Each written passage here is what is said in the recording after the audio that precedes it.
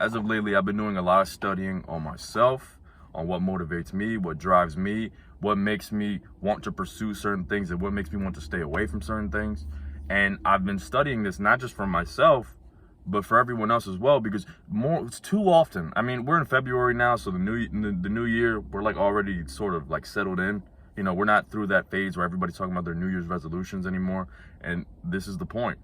91% of people who make a New Year's resolution don't follow through. They give up the first month. So by the end of January, their New Year's resolution, dead.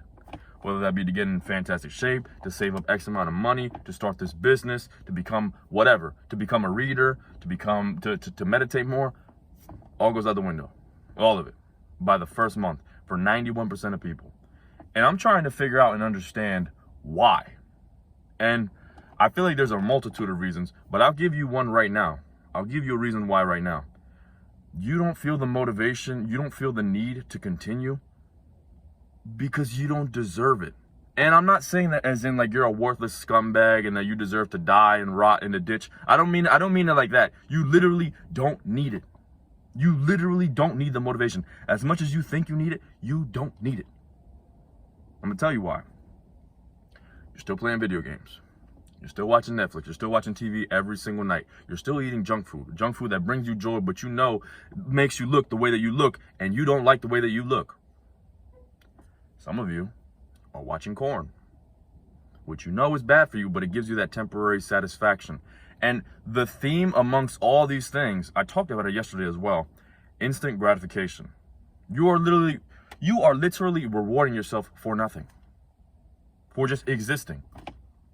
You know, what do you deserve to eat ice cream for tonight? Oh, because you like it and it tastes good? You need to understand that you're literally training your mind to just eat, to just have these rewards, to feel this pleasure for no reason. It's the same thing. I think this is the main issue. All right, there's a multitude of issues with porn and jacking off and masturbation because it makes you very weird. It makes you see women almost as like objects or the opposite sex if you're a female. Like it just gives you this very disgusting and this very narrow view of the opposite sex and of sexual relationships. And it just makes you a weirdo. It literally just makes you weird. All right, there's a reason why you feel shameful. There's a reason why you feel that guilt after the post-nut clarity. All right, it's because you know deep down, like, I shouldn't be doing this. But I think one of the main issues with masturbation is that it teaches you to reward yourself, to feel pleasure for nothing. For nothing. All right, you come back home from work or you come back home from school and you wanna alleviate some stress. For what? Now, don't get me wrong, I understand those days can be stressful, but you're just rewarding yourself. You're just giving yourself that. You're just letting yourself let loose just because. You need to understand that this is dangerous. It's dangerous. All right. Obviously, we already spoke about how it makes you weird and how it makes it very difficult. It'll be an uphill battle to build meaningful relationships because, I mean, you can't even stick it out. You can't even stick it out in the long run. Are you even going to make it to the first date? Or are you just going to be too busy? Like, can you even sit down and listen to her speak? Can you even sit down and have a full, meaningful conversation without thinking about sex every 2 seconds? It's like you're training yourself to become this robot that seeks nothing but pleasure. Just this goblin who just wants nothing but pleasure. Just give me more, give me more, give me more of it. You literally train yourself to be a weirdo. Or you train yourself to just be this, what is it called? A locust? Where you just consume, you're just consuming. For what? What did you do to deserve it? What did you do to deserve this feeling of satisfaction? And here's the thing. I could talk about that for days, but let's get back to the main point of why you lack motivation. All these things make hard work seem worthless. You know, why can I go to the gym when I can just sit down here, eat some chips, eat some cookies, watch TV, and I feel good. I feel amazing. I don't have to go through any pain. I don't have to go through any suffering, and I feel nice and cozy. That's dangerous. It's dangerous. Overstimulation. All right, you're overly stimulating yourself for no reason. For no reason. You haven't earned it. You haven't done any meaningful work. All right, because listen, I don't mean this in like a disrespectful way, but you know, if you're working a job, if you're going to school, those are like basic things. Like, I don't see that as a reward. Like, did you go to school today? If you're enrolled in school and if you're paying for it, you probably need to go. All right. I know not everybody's a fan of the education system, but if you're literally paying for it, you shouldn't see that as like a reward. You shouldn't see that as like, okay, I did the hard thing today. I went to school. Now I can just reward myself by laying here and jerking off, by laying here and just eating chips all day. It just doesn't work like that. All right, it shouldn't work like that. You're literally training yourself. You're designing your life for failure. And here's the scary thing: you remove the pornography, right? The corn. I already said it. So you know what I'm talking about. All right, you remove those X-rated videos, the R-rated video, whatever they're called. You remove the video games, which lets you escape into another world where you can actually be somebody, where you can, be a trailblazer, where you could be a boxer, where you could be, I don't even know what the fuck you play. Where you can actually feel some type of status. You remove that.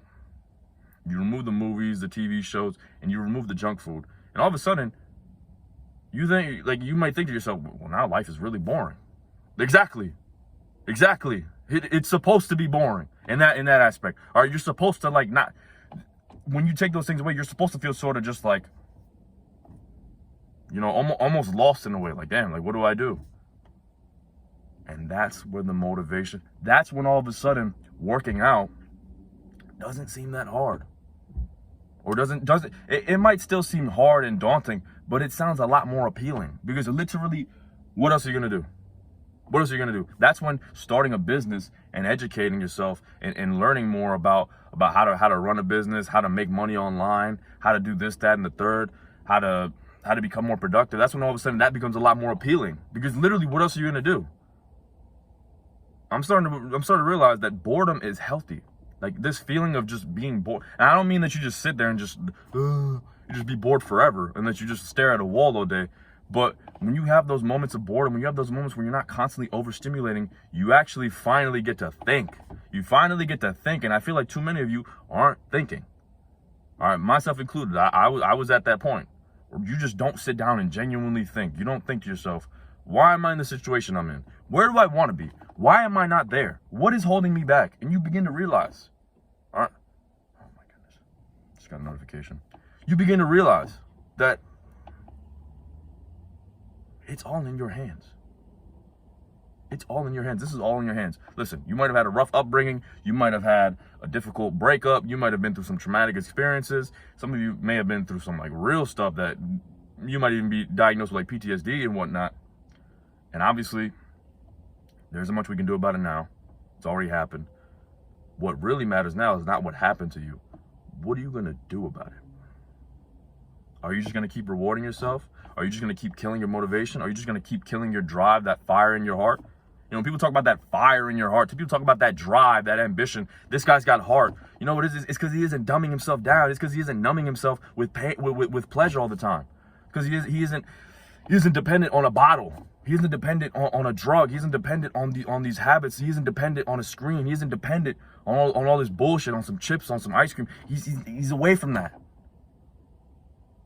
You take those things away, all of a sudden that fire in your heart exists, because now what else are you gonna do? You're just gonna sit there and be bored all day? You're just gonna sit there. You're just gonna do that all day? My number one advice, I actually commented this. It was a response to somebody who commented under one of my videos a couple weeks ago. He said, bro, I don't know what to do with my life. And this is advice. I didn't come up with this myself. I got this from Hamza, the self-improvement YouTuber. Sit down.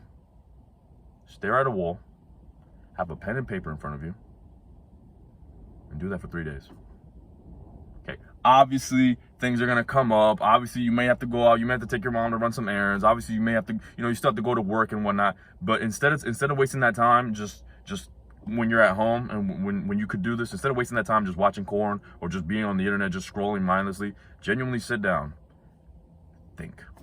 Turn off all electronics, all of them. Put them away. Put them somewhere that it becomes hard to, it becomes a hassle to go and get them, all right? Whether that's in your car, whether that's upstairs, you can even leave it at one of your friend's house. You can even, just get it away from you, everything. And just sit down with a pen and paper. And whatever comes to mind, just write it. And I promise you, within a couple of days, it may not be the first day, but within a couple of days, you'll find all the answers that you really need. Trust me.